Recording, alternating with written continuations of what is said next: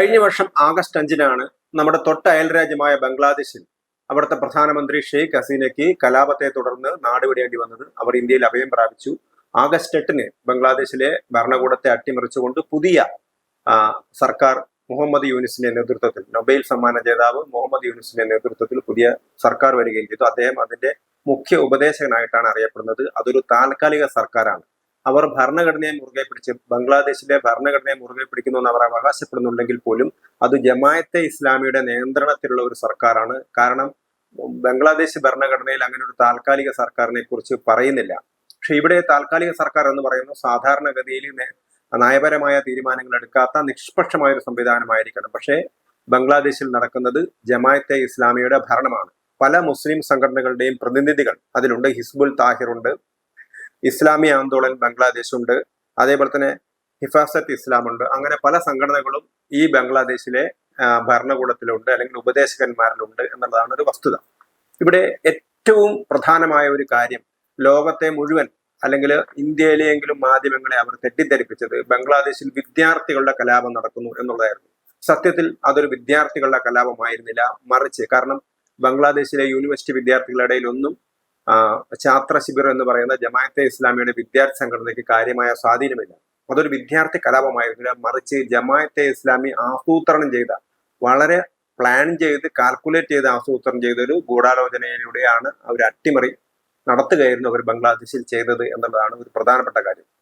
ഈ ജമാഅത്തെ ഇസ്ലാമിയുടെ ചരിത്രം പരിശോധിച്ചാൽ ജമാഅത്തെ ഇസ്ലാമി ബംഗ്ലാദേശ് രൂപീകരണത്തിനെതിരായിരുന്നു. കാരണം പാകിസ്ഥാന്റെ ആധിപത്യത്തിനെതിരായിട്ട് ബംഗ്ലാദേശിലെ മുജീബ് റഹ്മാന് പാകിസ്ഥാനിലെ സംയുക്ത പാകിസ്ഥാനിൽ ഭൂരിപക്ഷം ലഭിച്ചിട്ടും അദ്ദേഹത്തിന് ഭരണാധികാരം കൊടുക്കാതെ പടിഞ്ഞാറൻ പാകിസ്ഥാന്റെ ആധിപത്യത്തിന് വേണ്ടി അവർ ശ്രമിച്ച സമയത്ത്, മുജീബ് റഹ്മാന് പ്രധാനമന്ത്രി പദം നിഷേധിച്ച സമയത്ത് അതിനെതിരായിട്ട് ഒരു ബംഗ്ലാ വികാരമായിട്ടാണ് ബംഗ്ലാദേശ് രൂപീകരിക്കുന്നത്. അന്ന് ബംഗ്ലാദേശ് രൂപീകരണത്തിനെതിരായിട്ട് നിന്ന സംഘടനയാണ് ജമാഅത്തെ ഇസ്ലാമി.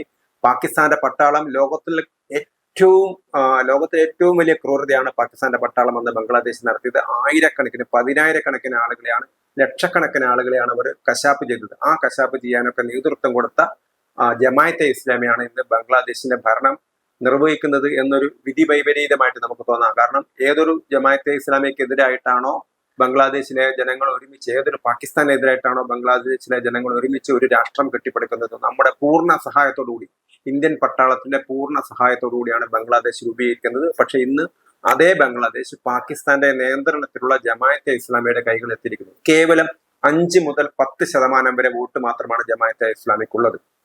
അവർ മുമ്പിൽ വെച്ചിരിക്കുന്നത് മുഹമ്മദ് യൂനിസ് എന്ന കളിപ്പാവയാണ്. കാരണം അദ്ദേഹം നൊബേൽ സമ്മാന ജേതാവാണ്, ലോകത്തിന് മുമ്പിൽ പ്രതിച്ഛായുള്ള ഒരു നേതാവാണ്, ബംഗ്ലാദേശിലെ മൈക്രോ ബാങ്കിങ് സിസ്റ്റത്തിന്റെ ഒരു പിതാവ് എന്ന് തന്നെ പറയാവുന്ന ആളാണ്. അങ്ങനെയുള്ള ഒരു ആളെ മുമ്പിൽ നിർത്തിക്കൊണ്ട് ജമാഅത്തെ ഇസ്ലാമി ഭരണം നടത്തുകയാണ് ചെയ്തത്.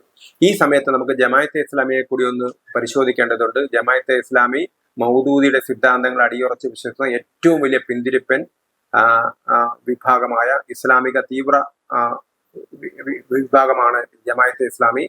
അവർ ഇന്ത്യയിലുണ്ട്, കാശ്മീരിലുണ്ട്, പാകിസ്ഥാനിലുണ്ട്, എല്ലാ സ്ഥലത്തുമുണ്ട്. ഓരോ സ്ഥലത്തും അവർ പ്രത്യേക പേരാണ് ഉപയോഗിക്കുന്നത്. പാകിസ്ഥാനിലെ ജമാഅത്തെ ഇസ്ലാമിയും കാശ്മീരിലെ ജമാഅത്തെ ഇസ്ലാമിയും പാക് അനുകൂല നിലപാടാണ് സ്വീകരിക്കുന്നത്.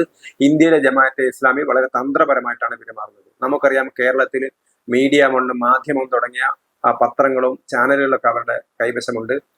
പലപ്പോഴും അവർ സമൂഹത്തിലെ ഉയർന്നു നിൽക്കുന്ന അല്ലെങ്കിൽ അറിയപ്പെടുന്ന സാംസ്കാരിക പ്രവർത്തകരെയും സാഹിത്യ പ്രവർത്തകരെയൊക്കെയാണ് അവർ മുമ്പിൽ നിർത്തുന്നത്. നമുക്കറിയാം, സി രാധാകൃഷ്ണനെ പോലത്തെ ആളുകളായിരുന്നു നേരത്തെ മാധ്യമം പത്രത്തിന്റെ മുൻനിരയിലുണ്ടായിരുന്നത്.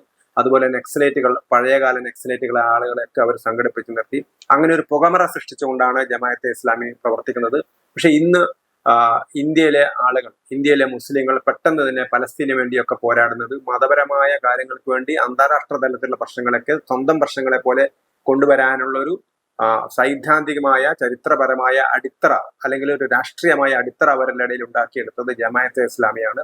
അങ്ങനത്തെ ജമാഅത്തെ ഇസ്ലാമിയുടെ നിയന്ത്രണത്തിലാണ് ഇന്ന് ബംഗ്ലാദേശിലെ ഭരണം എന്നുള്ളതാണ് ഏറ്റവും ദുഃഖകരമായ കാര്യം. ഒന്ന്, ബംഗ്ലാദേശിലെ ഭരണഘടനയിൽ താൽക്കാലിക ഭരണ സംവിധാനത്തിന് വഴിയില്ല. ഇനി അങ്ങനെ വരികയാണെങ്കിൽ തന്നെ, കാരണം അവർ ഞങ്ങൾ കോൺസ്റ്റിറ്റ്യൂഷനെ, ഭരണഘടനയെ മുറുകെ പിടിക്കുന്നു എന്നാണ് ബംഗ്ലാദേശിലെ താൽക്കാലിക സർക്കാർ പറയുന്നത്. പക്ഷേ അവരെന്താ ചെയ്തത്? അവർ താൽക്കാലിക ഭരണകൂടം എന്ന് പറയുന്നത് തന്നെ ന്യൂട്രൽ ആയിരിക്കണം. പക്ഷെ അങ്ങനെയുള്ള നിഷ്പക്ഷരായ ആളുകളല്ല ഈ ഭരണകൂടത്തിലുള്ളത്. അവിടെയുള്ള സംഘടനകൾ എന്ന് പറയുന്നത് തന്നെ ഹിസ്ബുൾ താഹിർ, ഇസ്ലാമി ആന്തോളൻ ബംഗ്ലാദേശ്, അതേപോലെ തന്നെ ഹഫ്സത്ത് ഇസ്ലാം തുടങ്ങിയ സംഘടനകളാണ് ബംഗ്ലാദേശിൽ ഉപദേശ സമിതിയിലുള്ളത്. അതിൽ ഏറ്റവും രസകരമായ വസ്തുത, ഇതിലെ ഉപദേശ സമിതിയിലെ അംഗം നമ്മുടെ മുഹമ്മദ് യൂനുസ് മുഖ്യ ഉപദേഷ്ടാവായ പാകിസ്ഥാനിലെ ബംഗ്ലാദേശിലെ ഭരണകൂടത്തിന്റെ ഉപദേശ സമിതിയിലെ അംഗം. ഭരണകൂടത്തിന്റെ ഉപദേശ സമിതി എന്ന് പറഞ്ഞാൽ അവർ തന്നെയാണ് ഭരിക്കുന്നത്. അതിലൊരാൾ പറഞ്ഞത് ഇവിടെ ഖിലാഫത്ത് ഭരണം കൊണ്ടുവരാനാണ് ഞങ്ങൾ ശ്രമിക്കുന്നത് എന്ന് പോസ്റ്റ് ഇട്ട ആളാണ്. ആ പോസ്റ്റ് അദ്ദേഹം പിന്നീട് നീക്കം ചെയ്തെങ്കിലും അദ്ദേഹത്തിന്റെ ഉള്ളിരിപ്പ് അതോടുകൂടി മനസ്സിലായി. അങ്ങനെ പാകിസ്ഥാനെ ഒരു ഖിലാഫത്ത് ആക്കി മാറ്റാനുള്ള, ബംഗ്ലാദേശിനെ ഒരു ഖിലാഫത്ത് ആക്കി മാറ്റാനുള്ള പാകിസ്ഥാന്റെ മറ്റൊരു ശ്രമമാണ് നമ്മൾ ബംഗ്ലാദേശിലെ അട്ടിമറിയിലൂടെ കാണുന്നത്. അപ്പോൾ ഒരു ജനാധിപത്യപരമായി തെരഞ്ഞെടുക്കപ്പെട്ട സർക്കാരിനെ അട്ടിമറിക്കുകയായിരുന്നു അവർ ചെയ്തിരുന്നത്. ഇപ്പൊ അവരെന്താണ് ചെയ്തുകൊണ്ടിരിക്കുന്നത്? ഇപ്പൊ ചെയ്തുകൊണ്ടിരിക്കുന്നത് ഹസീനക്കെതിരെ കേസെടുത്തു. കാരണം വിദ്യാർത്ഥി സമരത്തിന് നേരെ, കാരണം അത് വിദ്യാർത്ഥി സമരമല്ല, അത് ജമാഅത്തെ ഇസ്ലാമിയുടെ കലാപമായിരുന്നു, അതിനെതിരെ വെടിവെക്കാൻ ഉത്തരവിട്ടു എന്നതിന്റെ പേരിലാണ് അവരെ ട്രയൽ ചെയ്യണം, ഇന്ത്യ അവരെ കൊടുക്കണം എന്നൊക്കെ പറയുന്നത്. സത്യത്തിൽ അവരെന്താണ് ചെയ്യുന്നത്? കാരണം 400ഓളം പോലീസ് സ്റ്റേഷനുകളാണ് അന്ന് കലാപകാരികൾ കത്തിച്ചത്. ജമാഅത്തെ ഇസ്ലാമിയുടെ നേതൃത്വത്തിലുള്ള കലാപകാരികൾ കത്തിച്ചത് 400ഓളം പോലീസ് സ്റ്റേഷനുകളാണ്. ആ പോലീസ് സ്റ്റേഷനിൽ പലരുടെയും പോലീസുകാരെ ചുട്ടുകൊന്നു. അങ്ങനെയുള്ള നിരവധി ആക്രമണങ്ങളാണ് ഈ സമയത്ത് നടന്നത്. പക്ഷേ ആ ആളുകൾക്കെതിരെ കേസെടുക്കരുത് എന്നാണ് ഈ താൽക്കാലിക ഭരണകൂടം പറഞ്ഞിരിക്കുന്നത്. അപ്പൊ എന്തൊരു ഏറ്റവും മനുഷ്യത്വ വിരുദ്ധമായ പ്രവർത്തനം നടത്തിയ ആളുകളെ, പരസ്യമായിട്ട് പോലീസുകാരൊക്കെ ചുട്ടുകൊന്ന ആളുകൾക്കെതിരെ കേസെടുക്കരുത് എന്നാണ് ഈ താൽക്കാലിക ഭരണകൂടം പറഞ്ഞിരിക്കുന്നത്. അപ്പൊ അങ്ങനെയുള്ളൊരു താൽക്കാലിക ഭരണകൂടം അവരിപ്പോ എന്താ ചെയ്യുന്നത്? അവര് ജമാഅത്തെ ഇസ്ലാമിയും അവരുടെ വിദ്യാർത്ഥി വിഭാഗമായ ഛാത്ര ശിബിരും ചേർന്ന് നാഷണൽ സിറ്റിസൺ പാർട്ടി എന്ന് പറയുന്ന ഒരു പാർട്ടി ഉണ്ടാക്കിയിരിക്കുകയാണ്. അപ്പൊ ആ പാർട്ടിയാണ് എല്ലാ സ്ഥലത്തും അക്രമങ്ങൾ നടത്തുന്നത്. അവര് അവാമി ലീഗിന് നേരെ, ഹസീനയുടെ അവാമി ലീഗ് പ്രവർത്തകർക്ക് നേരെ വേട്ടയാടകൾ നടത്തുകയാണ്. അതിന് പാകിസ്ഥാനിലെ ബംഗ്ലാദേശിലെ പട്ടാളം കൂട്ടുനിൽക്കുകയാണ്. അതുപോലെ തന്നെ ന്യൂനപക്ഷ വിഭാഗങ്ങൾക്ക് നേരെ അതിശക്തമായ ആക്രമണം നടത്തുന്നു. ബുദ്ധന്മാർക്ക് നേരെ, ഹിന്ദുക്കൾക്ക് നേരെ, മുസ്ലിങ്ങളല്ലാത്ത എല്ലാവരെയും ആക്രമിക്കുന്നു, അവരുടെ ആരാധനാലയങ്ങൾ തകർക്കുന്നു, സ്ത്രീകളെ പീഡിപ്പിക്കുന്നു, ക്രൂരമായ കൊലപാതകങ്ങൾ നടത്തുന്നു. അപ്പൊ ഇതൊക്കെ ആ ന്യൂനപക്ഷങ്ങളെ വരുതിക്ക് നിർത്തുകയാണ് അവർ ചെയ്യുന്നത്. ന്യൂനപക്ഷങ്ങളെ ഇല്ലാതാക്കാനുള്ള ഒരു ഗൂഢാലോചനയാണ് നടത്തുന്നത്. വെറും മതന്യൂനപക്ഷങ്ങളെ മാത്രമല്ല, ഇസ്ലാമിലെ തന്നെ സൂഫികളെ, അതേപോലെ തന്നെ അഹമ്മദിയ വിഭാഗക്കാരെ ഒക്കെ തന്നെ അവർ ആക്രമിക്കുകയാണ് ചെയ്യുന്നത്. അവരുടെ ആരാധനാലയങ്ങൾ തകർക്കുന്നു. അപ്പൊ ഇങ്ങനെ ഒരു അരക്ഷിതാവസ്ഥയാണ് ബംഗ്ലാദേശിലുള്ളത്.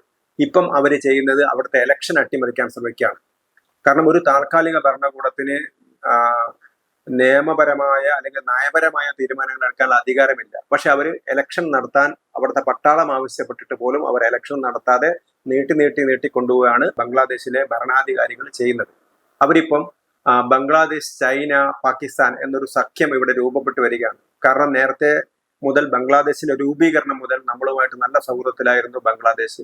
ബംഗ്ലാദേശിന് വേണ്ടിയിട്ടുള്ള എല്ലാ കാര്യങ്ങളും ചെയ്തു കൊടുത്തത് ഇന്ത്യയാണ്. പക്ഷെ ഇന്ന് നമ്മുടെ ശത്രുക്കളായ ചൈനയോടും പാകിസ്ഥാനുമായിട്ട് ചേർന്നുകൊണ്ട് ഒരു ബംഗ്ലാദേശ്, പാകിസ്ഥാൻ, ചൈന ഒരു അച്ചുതണ്ട് രൂപപ്പെട്ടു വന്നിരിക്കുകയാണ്. നമ്മളെ സംബന്ധിച്ചിടത്തോളം തികച്ചും പ്രതികൂലമായ ഒരു അവസ്ഥയാണ് ബംഗ്ലാദേശിലുള്ളത്.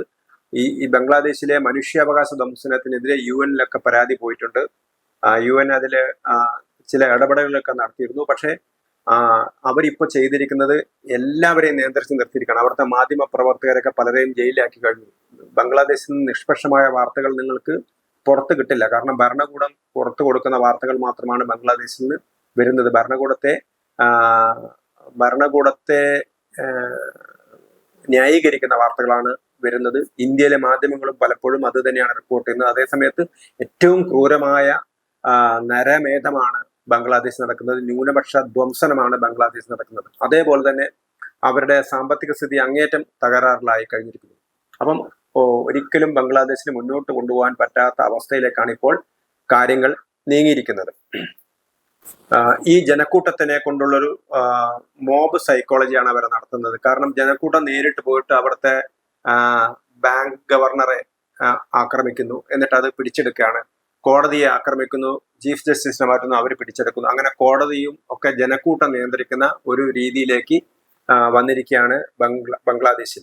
അപ്പം അവിടെ ഒരു ന്യൂനപക്ഷ ഗവൺമെന്റിലെ താൽക്കാലിക ഗവൺമെന്റാണ് 5 മുതൽ 10% വരെ മാത്രം പിന്തുണയുള്ള ജമാഅത്തെ ഇസ്ലാമിയുടെ. കാരണം അവർ ഒരു വിദ്യാർത്ഥി കലാപം എന്ന രീതിയിൽ അറിയപ്പെട്ടെങ്കിലും അത് വിദ്യാർത്ഥികളായിട്ട് യാതൊരു ബന്ധമല്ല. യൂണിവേഴ്സിറ്റി വിദ്യാർത്ഥികളായിട്ട് അവർക്ക് ബന്ധമേ ഉണ്ടായിരുന്നില്ല ജമാഅത്തെ ഇസ്ലാമിയുടെ ഛാത്ര ശിബിറിന്. അങ്ങനെ ഉള്ളൊരു കലാപം, ആസൂത്രിതമായ കലാപം ലോകത്തിന് മുമ്പാകെ എന്താക്കി മാറ്റിയവർ അതൊരു വിദ്യാർത്ഥി പ്രക്ഷോഭമാക്കി മാറ്റി. അതിന്റെ പിറകിൽ പാകിസ്ഥാന്റെയും അമേരിക്കയുടെ ഒക്കെ കൈകളുണ്ടെന്നാണ് സംശയിക്കുന്നത്.